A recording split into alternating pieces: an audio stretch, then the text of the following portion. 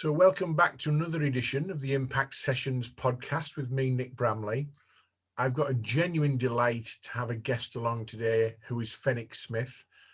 He's the Chief Executive of Floki Health, a company I've had the pleasure of doing some work with and look forward to working with again. And we've entitled this week's podcast, A Genuine Ambition to Improve NHS Services. That's quite a challenge, and we'll explore that in a bit of detail as we welcome our guest, Fenwick Smith. Welcome to the podcast, Fen. Hi, Nick. How are you doing? You all right?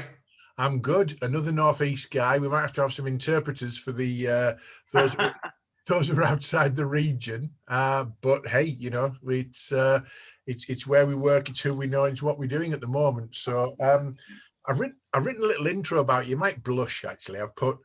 I'm delighted to be in the company of one of the most authentic and passionate business people I've ever had the pleasure to know and work with. And we're going to explore that passion, and your passion particularly for improving the NHS and how a personal health scare was a catalyst for that. So genuinely, Fen, I always enjoy your company. I enjoy working with you, and you've got a DNA that just says, get this done. So welcome again to the podcast. Thank you. Thank you, Nick. Let's explore. So let's start with a bit of potted history. What makes you tick? Where'd you come from? What have you done? Talk us through your career highlights a bit, and how would you best describe yourself in terms of your business skill set and passion? What are you? What's Fenwick Smith? Yeah. So where do I come from? A little town called Consett in the northeast of England, a steel making town. Son to another entrepreneur who was also called Fenwick Smith.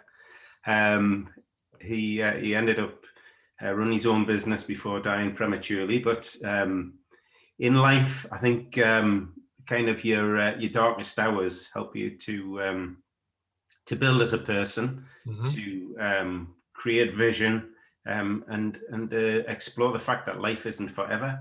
And I think when you hold those things in mind, it helps you to, as you say, get shit done. Yeah.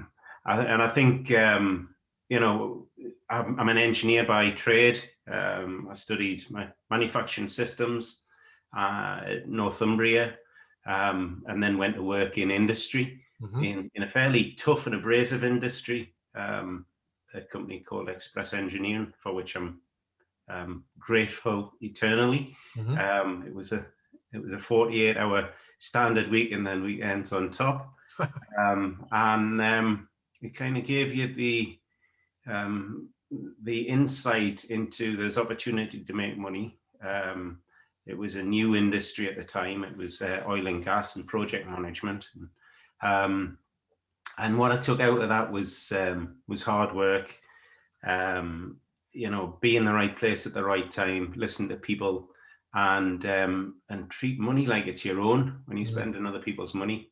And I've lived by that trade forever, really. I then went to work for a PLC, developing a printing technology, got patents, ended up eventually, after 5 years or so, obtaining the IP from that, and then started my own business in 2007. That's where I am, what I've done. Okay. And in terms of my skill set, I would say that I'm always questioning, and that thirst, it leads me to not accept things generally. You know, and I've always had an interest and intrigued by how to make things better. I was just going to say, the bit that gets me with you is how to improve something.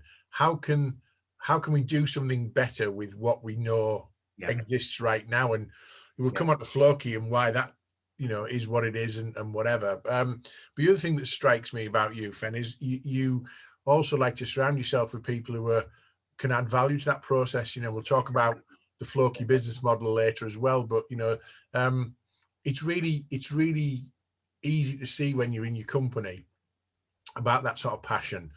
But you look at process in a very different way to many people. You look at it and go, well, that's not very good. That could be better. And you almost create a rod for your own back by thinking, I bet we could improve that. And I love that energy. Yeah, I think one of my skill sets is knowing what I'm not good at, Mm.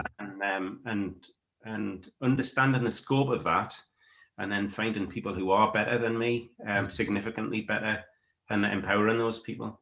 It's not But, really rocket science, but well, it's it's rocket difficult science to for achieve. some. It's rocket science for some, Fen, because some people don't like that. People don't like to be surrounded by people who are more knowledgeable or better. There's a lot of people don't have that same vision and viewpoint on that basis. But Yeah, I will cover later. Go back to your engineering days, 48-hour working week. Work ethic and getting up early. You walk your dog at an inordinate amount of sort of early hours, and you actually, for those who don't know, you go surfing in the North Sea on a regular basis, don't you? You must be absolutely mad. Those who don't know the North Sea, it comes from the Arctic. It's yeah. literally Well, it's about 6 degrees at the minute, so yeah. how often do you do that? 3 or 4 times a week if I can. It just depends what the surf's doing, what my diary's like, and who I'm going to Yeah. disappoint. Is it good thinking time as well? Oh, Clearing your head. it's a really good point. I like doing sports that give you some headspace. I mean, I was swimming quite a lot after my back up, but obviously with the situation with swimming pools and COVID at the minute, it's impossible. So last year I took up surfing. I was a complete novice, and now I'm absolutely bitten by the bug of getting freezing cold. Are you planning Hawaii on the big wave? The North Shore, that would be, yeah, I am actually. I'm thinking about it for sure. I think we'll explore your back injury later, but anyway, no problem. Yeah, Okay. yeah. I mean, I think there's three things with it. It's the singularity of when the surf's big, it's dangerous, and you've got to be in the moment, and you're just absorbed by what's happening, where you need to be, the effort, the energy, depleting yourself. It gives you a load of think time when it's in between sets, and I think it just makes you at one with nature. I've started since my back up. I've changed my lifestyle. Focus of work is very important, but so is your mental health and your physical well-being.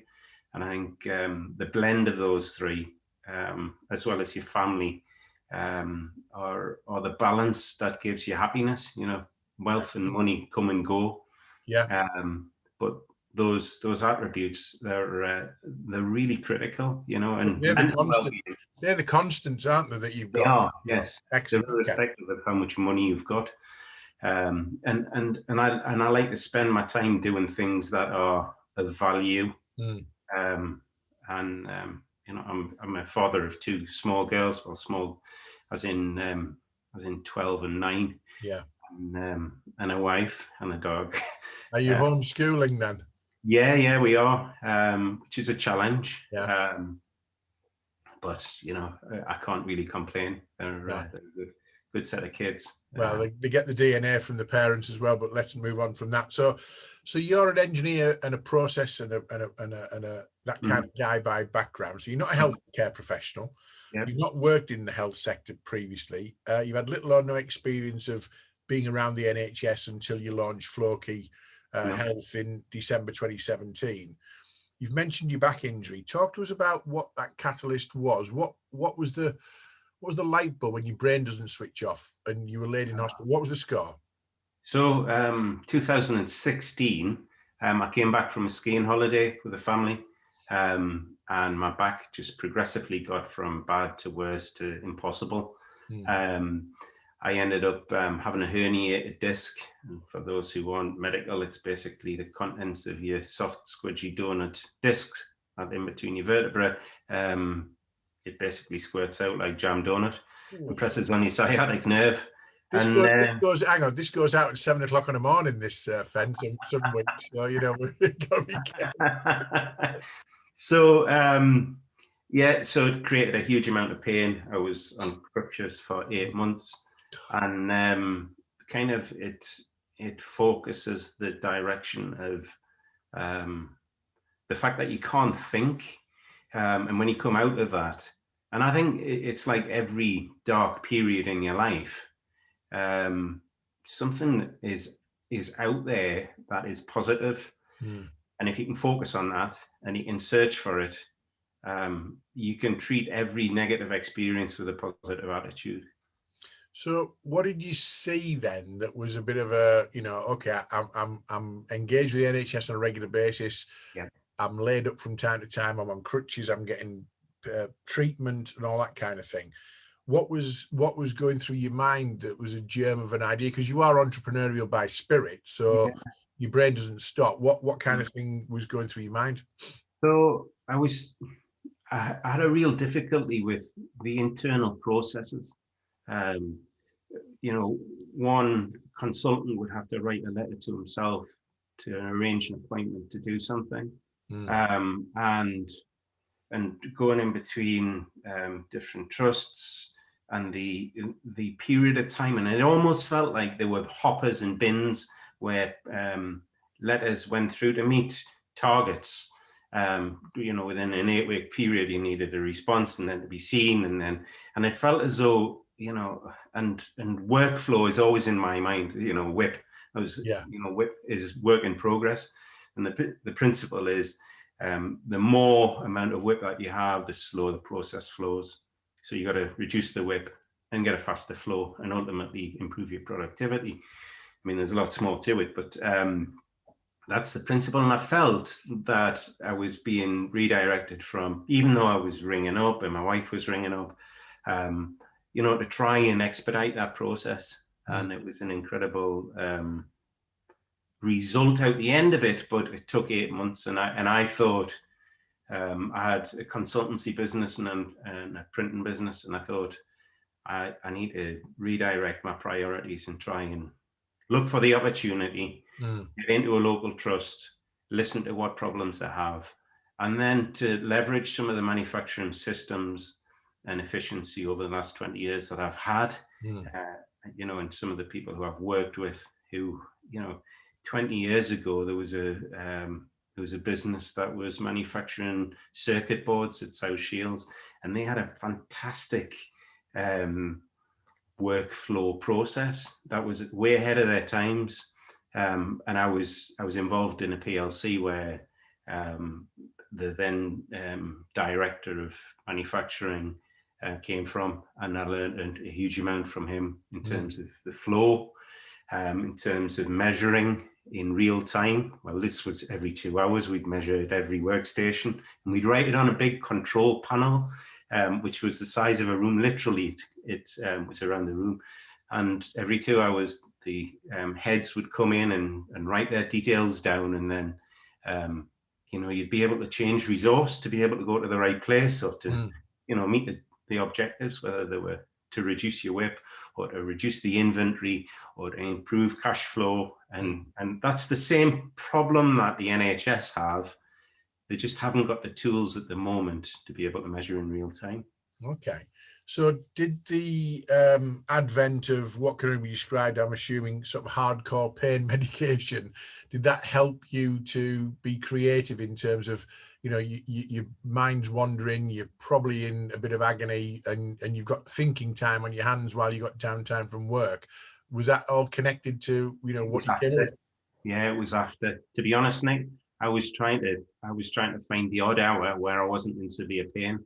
There was a white wall of noise. And when you do have a busy mind, and you are constantly thinking of things, not being able to manage that pain and have clarity of thought, and the mental capacity to do something about it, it gives you a real anchor on how bad life can be, and in the inverse of that, how life can be good when it's just okay.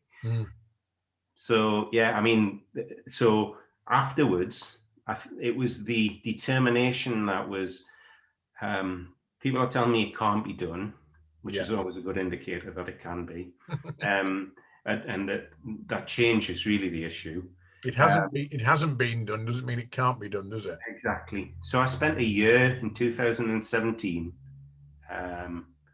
looking at different technologies, evaluating different systems, thinking of how we could get the right technology to achieve the right goal, to meet that objective. and we evaluated 8 different technologies. And Well, out the let's come back on end to of that in a second, because we've touched on Floki, but we haven't told people what it is.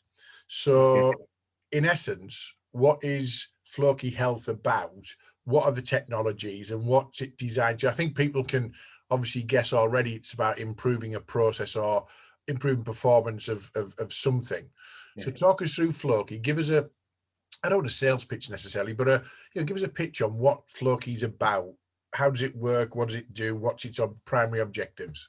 So the principle behind Floki, first of all, is being able to see the key assets in a building or in a location or in an environment. What would you class as an asset then? An asset could be a medical device, it could be a vehicle, it could be a consumable, it could be a bit of drugs, it could be not a bit of drugs, because nobody does a bit of drugs. It could be blood, it could be organs, it could be any interaction where what you're trying to do is you're measuring 4 things. You're measuring the status, the asset, the location, and the time.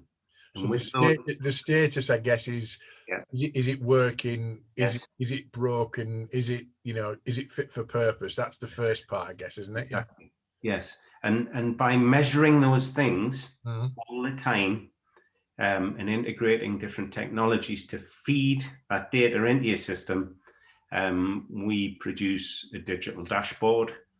And that dashboard is it's to define per user what they want to see.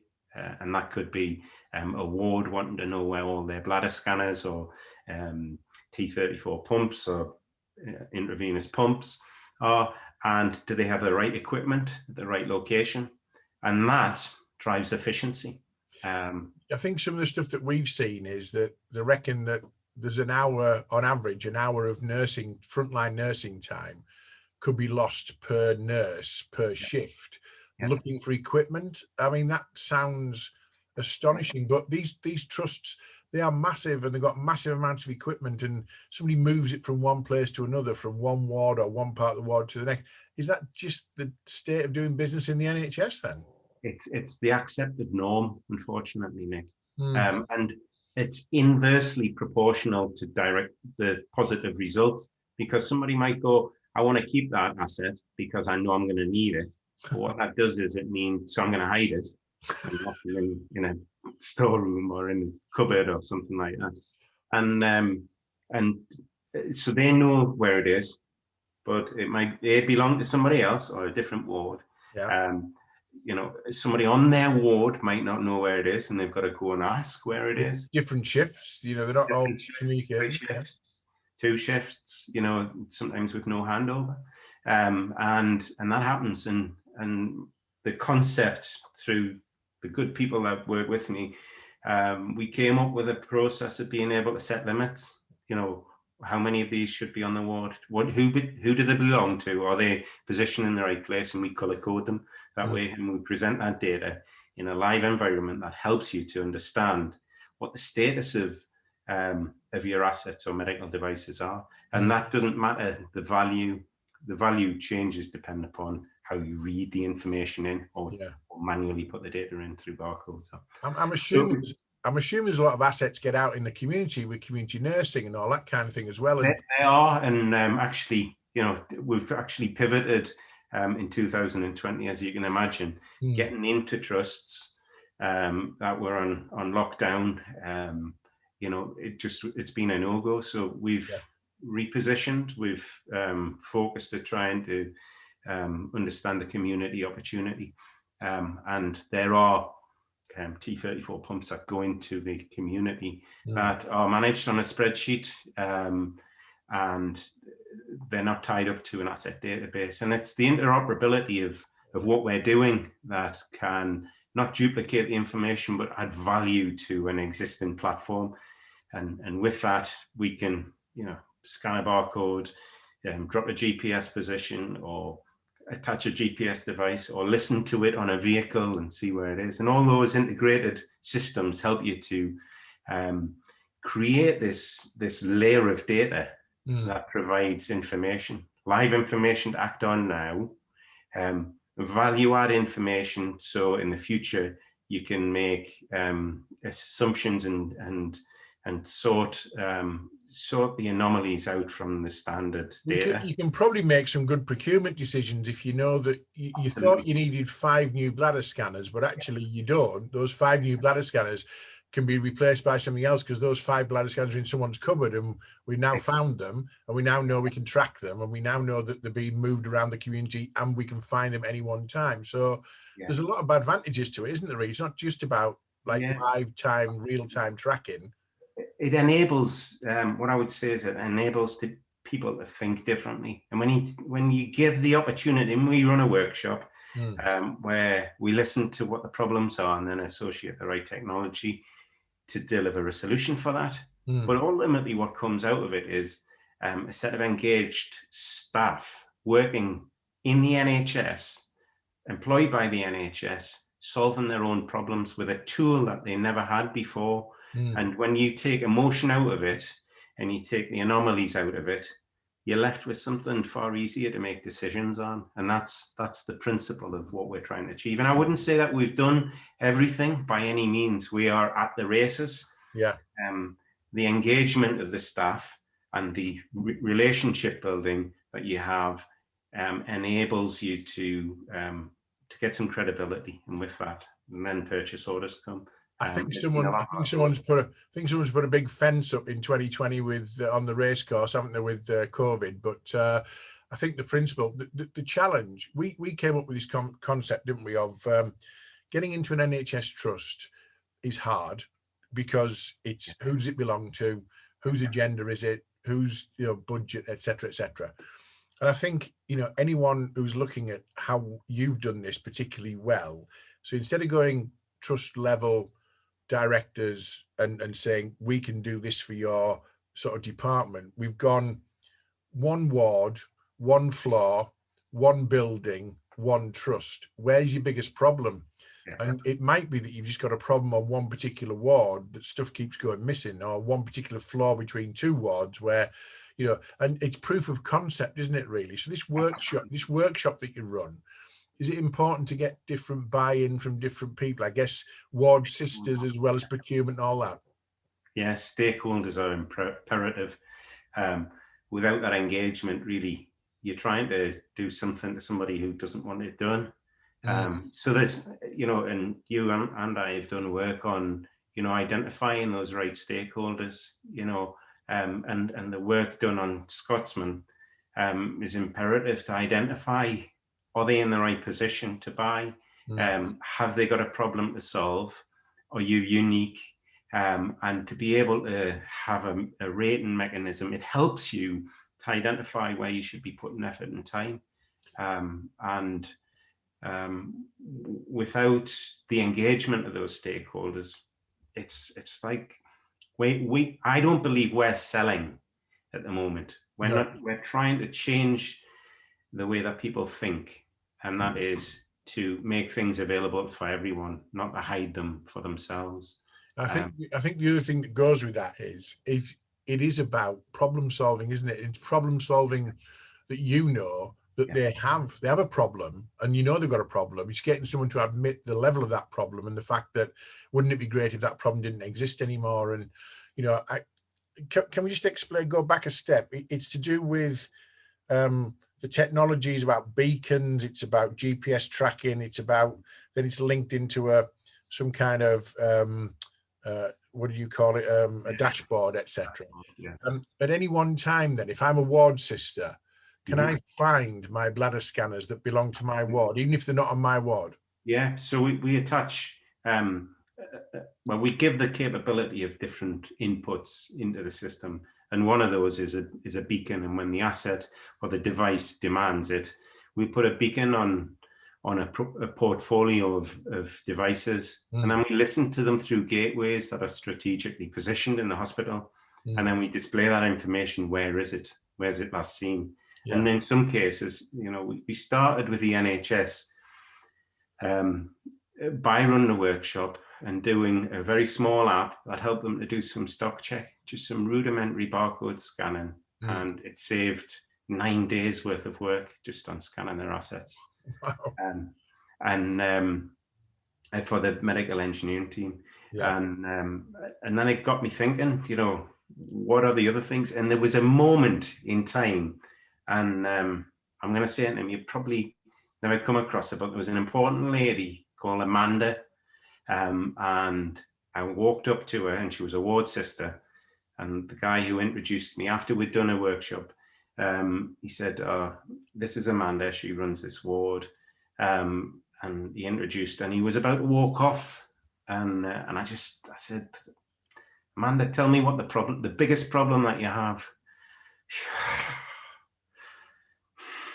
I've just spent 3 hours today trying to find my bladder scanner. I've sent people out. I've looked myself. I've been off the ward. Yeah. And I'm really frustrated. This happens 2 or 3 times a week, and I cannot figure out how to solve it. I was like, well, Chris, champion. We have the criteria for success here. We've got somebody who wants to solve a problem. Yeah. There is some money, irrespective of what people say, because if you're going to spend the time in inefficiency, you can spend the time in efficiency. Yeah. There's a passion there to fix it. Need her in the next set of workshops. And we now need to focus and prioritize. And so we let everybody have their chat. We plotted on a graph where we thought the frequency of occurrence and the value in doing that activity was. And then we set 13 use cases out of it, and we provided a roadmap to try and help them understand the technologies, the costs, and to get a set of stages that we were going to sign off. And that's the technology is pretty simple, isn't it? The technology is pretty simple. It's how you interpret the data and the values in the data, I guess, isn't it? Yes, and it's how automated you want it.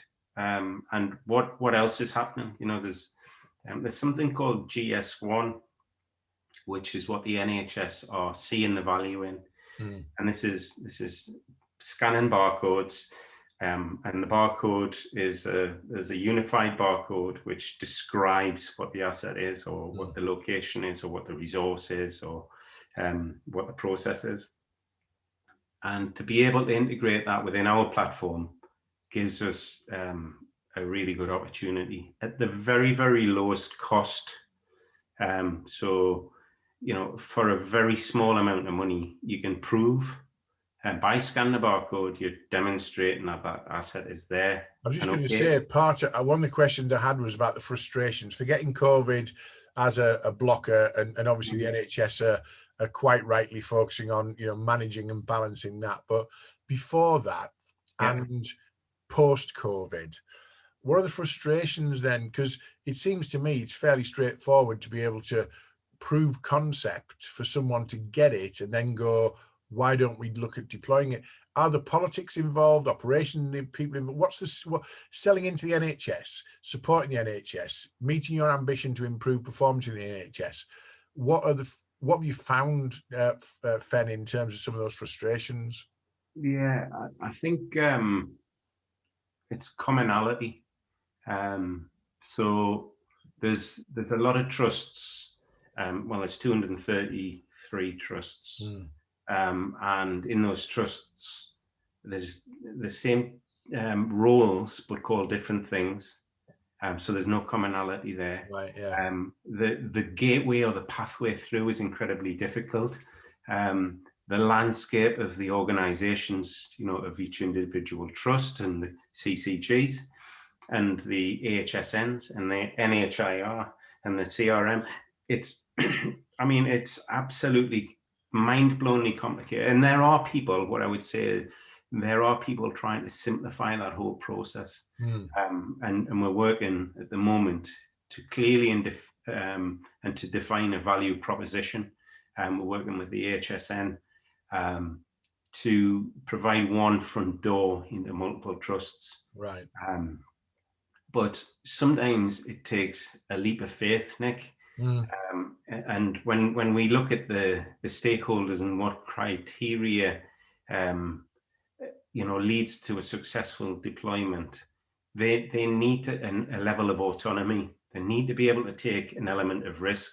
If it's unquantifiable, but it's in the right direction, and the risk is low and the opportunity is high, then there should be an empowerment of those people. Well, that's a cultural thing, though, Fen, isn't it? Whether people have got I guess, the authority or the autonomy or the confidence to make those initial decisions. You need that ward sister who had that light bulb moment to have a budget that says, prove to me this works and I'll back you and I'll champion you, won't you? That's kind of what you're looking for, aren't you? Exactly. And we found that lady who was at one, and it was after doing 3 different projects of small scale. Mm-hmm. I sat her down and we had a good long discussion. And I said, we've met the criteria. It's okay to say yes now. Let's progress with a proof of concept. Let's do 1 ward. Yeah. And from that moment, it grew, and it grew into first of all gateways and Bluetooth beacons, and then so this is my real bugbear. You never know what the specification is going to be at the start of the project. Right. So how on earth can you build a cost for that? You're developing software, you're changing culture, you're facilitating tools that are decided as you come across the problems. So are they trying to procure things that they don't know what procurement looks like, and therefore they're putting a number on something and a value kind of thing? Yeah, well, they're trying to read a brochure to understand the problem, and it's only by it's the rub of getting people in the same room or on the same call and deciding what the roadmap looks like and committing to that roadmap. I was going to ask you, Ben, you've probably covered this. I was going to ask you, if I was an NHS Trust senior director, what would be the process of, engaging you and considering you? It's not a brochure, is it? It's not even a look at your website, because everything's it. So you talk about getting people on a call or in a room. Talk me through is that like a pilot scheme, or is it, what is it? Talk us through that. Yeah. So we would run a workshop. But for the first point of engagement is to find that right stakeholder, and they have to say the words, I have a problem, I want fixing. It's fairly simple, right? And I have an element of autonomy and I want to spend this money to do it. However big or small, it's the commitment. And there's loads of literature on it. There's a really good book that helped me, which is Steve Blank, The 4 Steps of Epiphany. And that's about a lean launch and only engaging with the client once that has been articulated that they have a problem and you can fix it. And it's sharing that vision with them and surrounding yourself with a team of people who share those goals and that ability to get there, and whether that's in a different cycle of technology or business development or sales or technology challenges or clinical governance, you fit the right team around and solve those problems, and iteratively, bit by bit, you solve those problems. I guess the more rollouts you do, the more people see the physical aspects and the attributes of what you deliver. Yeah. That's going to help, isn't it? You're going to get some level. I'm not going to say it's going to be a tsunami of opportunity, because you've still got to culturally get people to understand it and get it. But I'm just going to take us away from the NHS, because I know that because of the COVID situation and not being able to access the NHS, you've been working on sort of like mobile asset tracking for people out in the community, customers with healthcare assets that move around from site to site, operating theatre, that kind of stuff. Is that a development that's got other legs outside of healthcare? Absolutely. I mean, I've got this personal ambition of helping the NHS. Principles that we have are they can be applied to any industry, to any process. It's being able to define where things are and how you can influence the future result of it. So we're currently engaged with a really innovative, high growth business that is in the care sector, and they have locations at the NHS, and they have their own locations, and they've got other challenges of vehicles with kit going to places. They've got and it's creating a business case, Nick, where the value that you're adding is significantly more than the cost to do. It's like the simple ethics of business. And having the flexibility about being able to choose, am I going to barcode scan that in? Am I going to listen to it on a gateway and the assets tagged? Or am I going to put a GPS device in a vehicle so that I know that it's en route to this and to this location, and integrate that? And the great thing with digital innovation is that the connectivity of it is incredible. Scheduling systems, asset databases, there's governance, obviously, and we migrated to Azure at the back end of last year, and that's been able to help us to create very quickly an engagement point where the data is the trusts or the business. And that's in answer to the question just gone. We create a demo online with their data, and we tag a couple of assets and we show them, and it allows people the opportunity to breathe and think, if only this was my details to address my biggest concern. And that's a roadmap. That's how we do it. Your roadmap, you're looking for little light bulbs all the way along for probably different stakeholders, aren't you? Nick, it's incredible though. I mean, what I would say is, it financially hasn't come to fruition yet. But there's an emotional benefit in working with the NHS, and that is that you impact on people's lives at the time that it's needed. And that to me is, I can't pay bills with it. No, not yet. Not yet. But I can lay my head on my pillow and think I'm doing something really positive, and that's my ambition, is to love that. And that's why I said genuinely authentic guy, and it is in your DNA, Fen, and I love that. And you can see that when you meet you can see you on a Zoom call, you can feel it in your sort of presence of what makes you tick. And I think that's really important for you NHS clients who will see that you're not a sales guy. You're not trying to sell them something. You're trying to solve a problem for them, aren't you? Exactly. Okay. And they're diametrically opposed, and sometimes you just got to jump the bridge to go to the point where you say, give me a purchase order. Okay. Well, listen, what's next? 2021, we don't know how long the tunnel is and the light at the end of the tunnel. We don't know what is going to happen in terms of, at some stage, my view is the NHS are going to have to look at clawing back, massive amounts of spend. You're going to have to look at efficiency. You're going to have to look at all sorts of ways of doing stuff. And I'm not political, but that might mean merging trusts. It might mean reducing overhead.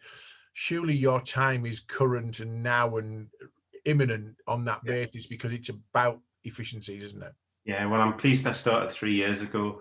And what we have now is a saleable product. But it's a tool. It's a tool that's it's like a carpenter with a sharp chisel. A carpenter without a chisel is only going to hammer it. Yeah. And I'm just thinking of the simile off the cuff, but with not only a chisel but a sharp chisel, it gives them a tool to be able to make something. And you ask somebody a direct question of, where was it? Is it adding value? What's the overall equipment effectiveness? What's the WIP? How many have we got? Where are they located? And it's an impossible question to answer. So how can they provide a solution to that? The solution is, it's a tool to register that and create data around that, and then develop business intelligence that allows you to add value. So when people ask what's the value of it, and I have a health economist on board who is looking at the data and saying, okay, well, if this was propagated across the whole NHS or at an attrition rate, then it would add this many billions of pounds or take this many billions of pounds off. And it is to that quantum.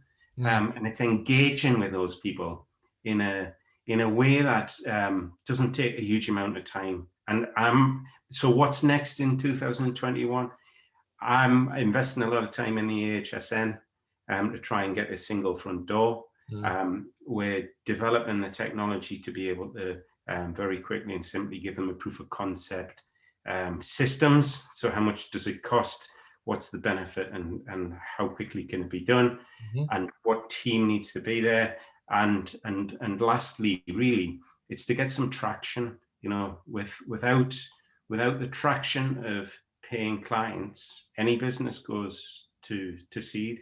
And what I would say is that the businesses we were on board now, they've got some real good prospects. We're working with one of the biggest trusts in the UK. They've got 9 sites. They've got £50 million worth of assets. And you're doing a very small part of that at this stage. Yeah. So even if 2021 meant that you opened up another 6 of those sites, that would keep you going, ready to absolutely ride the. What I don't want people to think about is about being an opportunist, because it's not.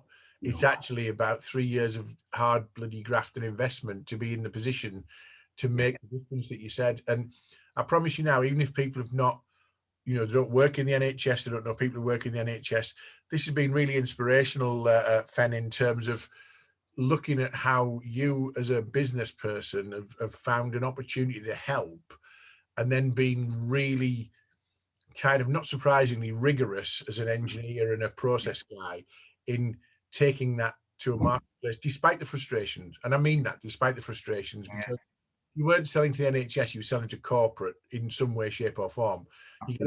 It's an easier in, isn't it? The doors, where the doors decisions are made, directions are given, and, there's a leader and it follows.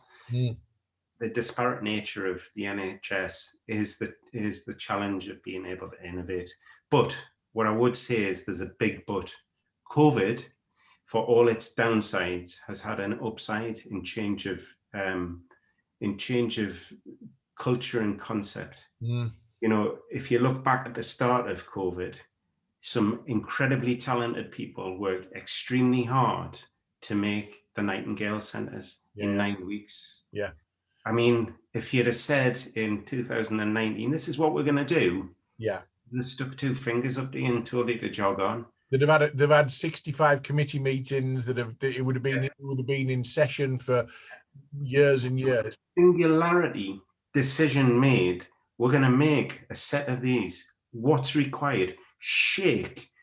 Forget the politics of it. We're all on the same team. This is the goal, and it's in times of war. I mean, you'll see behind me, there's a little fella down there. It's Churchill. I mean, he's a flipping incredible leader. Not everyone liked him, but he had a passion, and he was driven by the thought process to succeed. And he engaged with people to go on a journey. For his chosen words, we are independent. And the NHS, it's an accumulation of a lot of goodwill and a huge amount of energy in a positive way to cure people. What more could you want to spend your time doing? We're humans at the end of the day. When I was ill, somebody else fixed me. After 8 months, he put his knife down my back and took away my pain. And I want to help those people. That's how simple it is. I think we leave that as the parting thought for this podcast, Sven, because that was passionate and emotional in the right way, which I don't expect it to be anything other than having worked with you, Fen. So what I'm going to say is, first of all, thank you so much for being a guest on the Impact Sessions. There's a slide there for those who watch it, which tells people how to access the content, which most people know now. It's on the website. It's also on iTunes and Spotify and YouTube, etc.